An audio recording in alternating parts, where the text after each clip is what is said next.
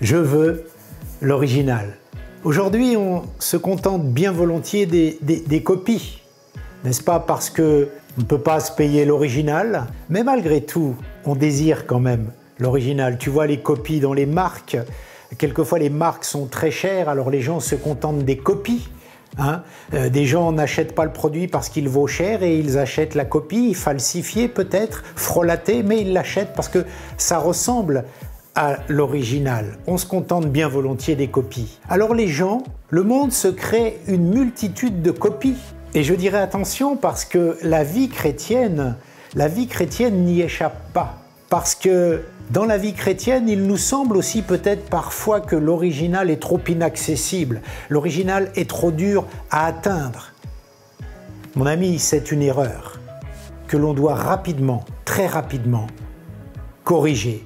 C'est une erreur qui peut nous coûter très cher. Et pour l'Église, pour la foi, c'est exactement la même chose. Il existe l'original. Il existe l'Église des origines, l'Église initiale, celle qui est le modèle des 250 premières années de la vie de l'Église.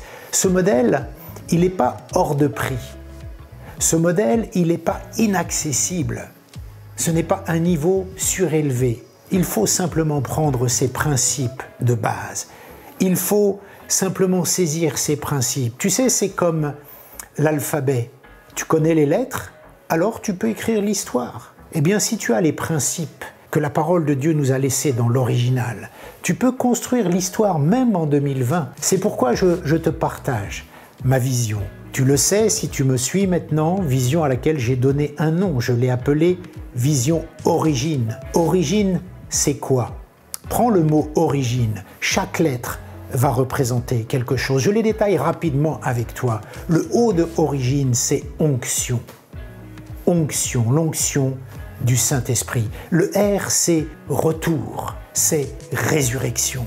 Le I, c'est impact. Un évangile qui impacte, une vie d'église qui impacte, une foi qui impacte. Le G, c'est groupe de maisons. Chaque jour, ils se réunissaient dans les maisons.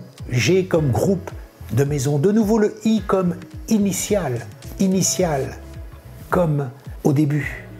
Le N comme nouvelle naissance. Combien de vies chrétiennes ne sont pas marquées, ne sont pas scellées par la nouvelle naissance? Et enfin le E, dernière lettre de ce mot origine, c'est Église. Église.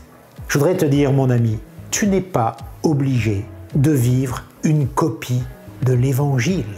Tu n'es pas obligé d'acheter un Évangile moins cher parce que l'original te semble hors de prix. Prends un instant pour réfléchir à cela. Dieu veut que tu vives l'original de son message.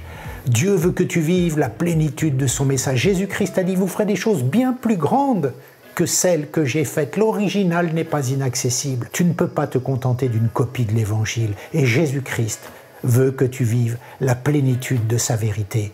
Ma question pour toi, as-tu un message? As-tu une communauté? Est-ce que ta vie a été transformée? Je te dis à très vite pour la suite. Partage ce message si tu l'aimes. Que Dieu te remplisse. Que Dieu te bénisse. À très vite.